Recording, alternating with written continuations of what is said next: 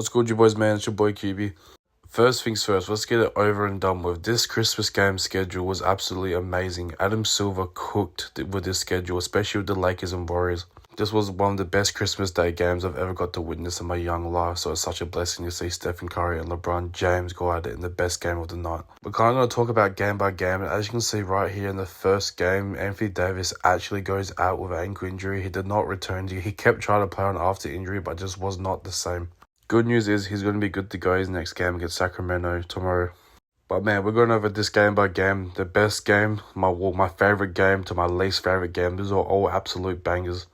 It's just an absolute cinema every time these two guys play with each other or play against each other. LeBron James and Stephen Curry put on an absolute show tonight. Stephen Curry, after having two of his worst games of his career, came out and gave him 38 points on 8 3-pointers. That is unreal. He would also get his partner in crime and Andrew Wiggins, who would also continue to keep having a great season. He is having 21 points, 13 rebounds on the night. But the unsung hero for the Lakers tonight, Austin Reeves, 26, 10, and 10, and the game winner, as you guys will see very soon. That is just classic LeBron James. One bump, two bump, straight into that fadeaway. You can't give him that much space. We don't know if we'll ever see this matchup on Christmas ever again, so please take it in. But I have a good feeling that we might see a rematch next year, considering that the NBA Day Christmas ratings were up 84% compared to last year.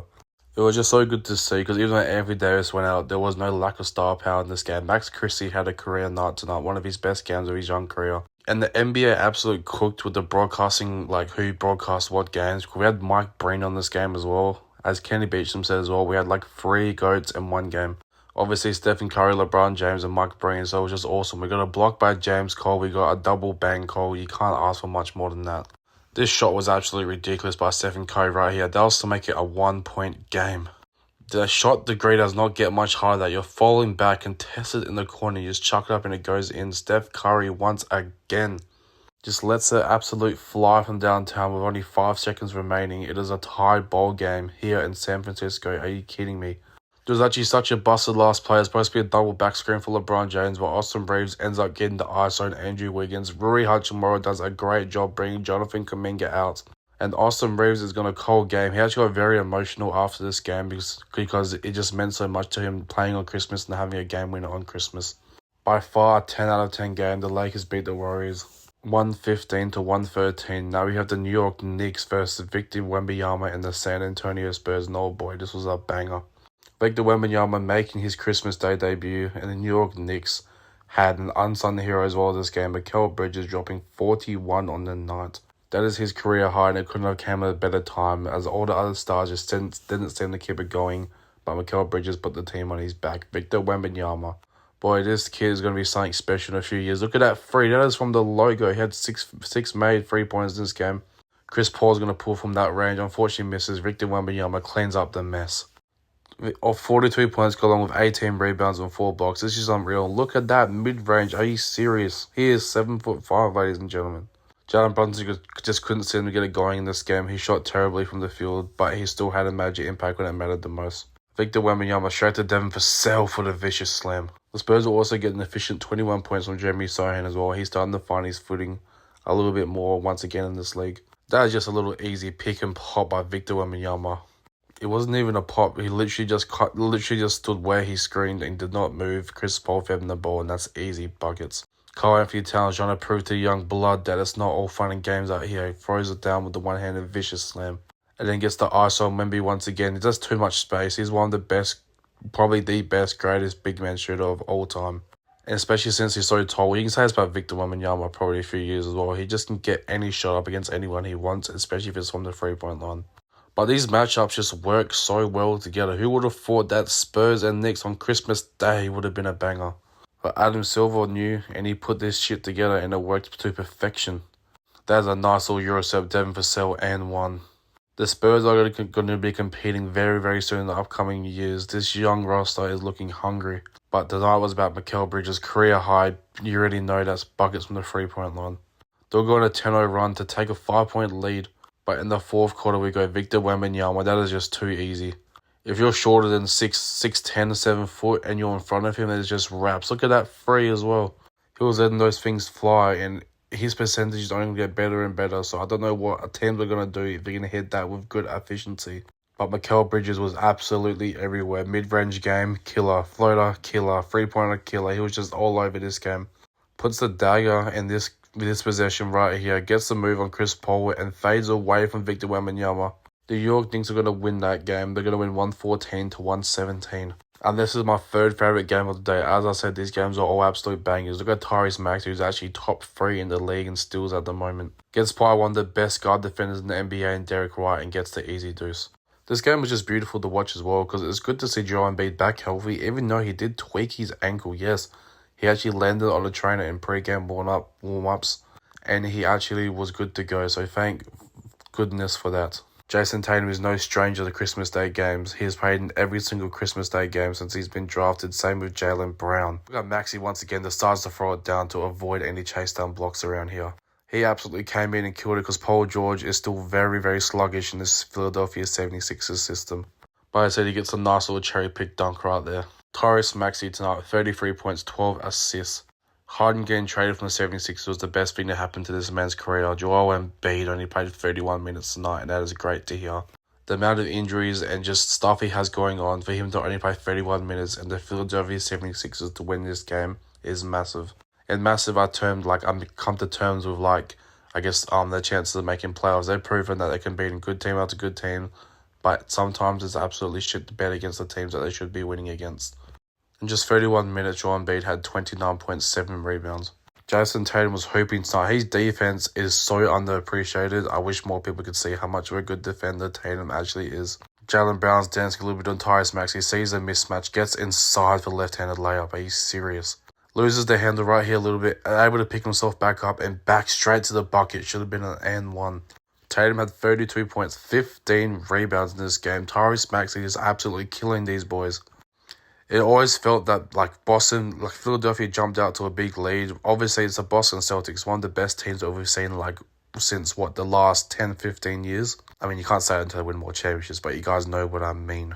They're always going to find their way back in this game. Caleb Martin had a career high. This is one of his best regular season games of his career. 7 made 3 points in this game and came up absolutely clutch. The Philadelphia 76ers almost threw this game away. Al Horford with a fast break slam.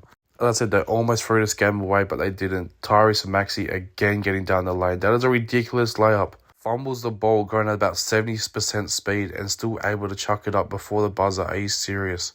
This game was very, very good. The Philadelphia 76ers are going to win at 118 to 114. And as I keep saying, Adam Silver cooked with his matchups. Anthony Edwards gets us started in Dallas.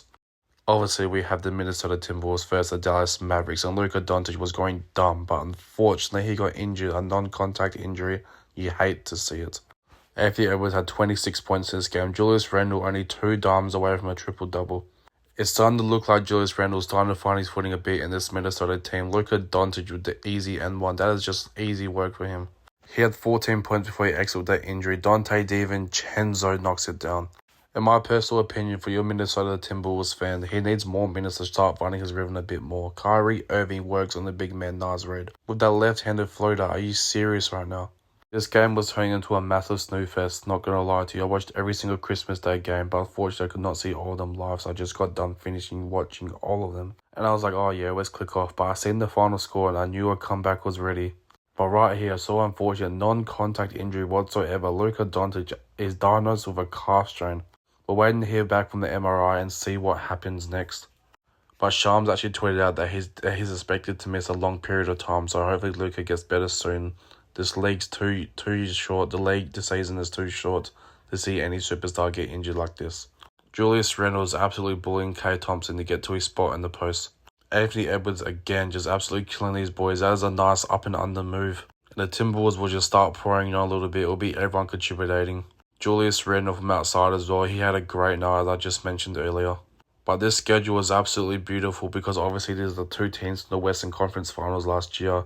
The Dallas Mavericks with a gentleman's sweep. We get to the fourth quarter and it's Kyrie Irving time. He had 39 points tonight and he absolutely lit it up in the fourth quarter. Outscoring the entire Minnesota team. AC is just killing these boys, getting back to the lane for the N1. He brings it to within 17 points. Just absolutely taking over this game. And this is history right here. Klay Thompson becomes the 5th on the all-time three-pointer list, surpassing Reggie Miller. That is just ridiculous.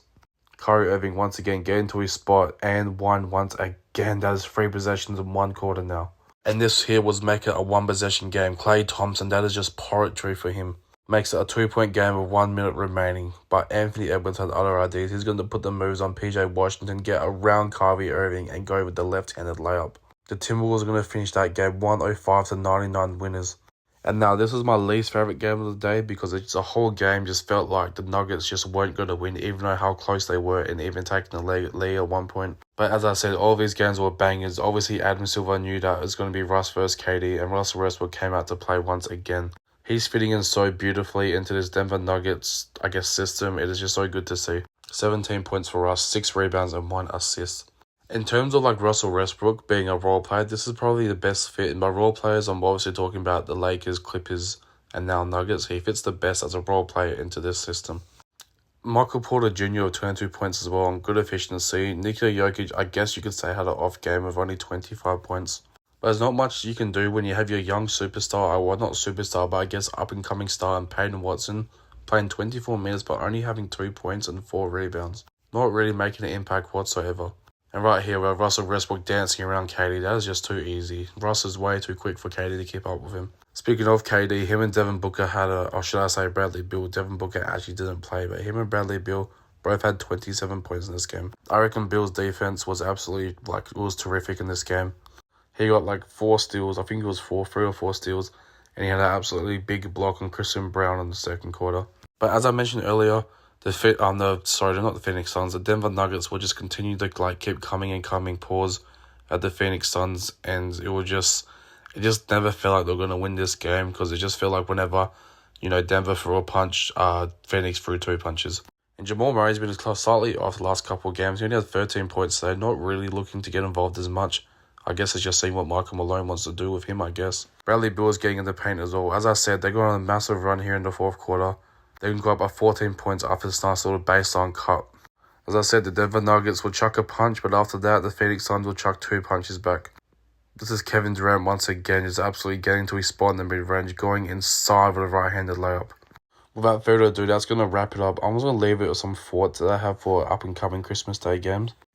I guess you could say there's a lot of casual NBA fans that watch these games, and I guess when it comes to halftime, we don't want to see a dog balancing on a guy's back. The halftime shows, in my opinion, were they're all average. It was kind of just if you had League Pass, it would have been just all the stuff that's happening on the halftime show in the arena, with maybe 2 to 3 minutes worth of the ESPN crew just talking about not even the game. I'm talking about Michael Jordan 30, 40 years ago. Are you serious? So yeah, it was pretty poor job in that part. I guess if you're going to do a halftime show for every single game, that's all on ESPN, by the way.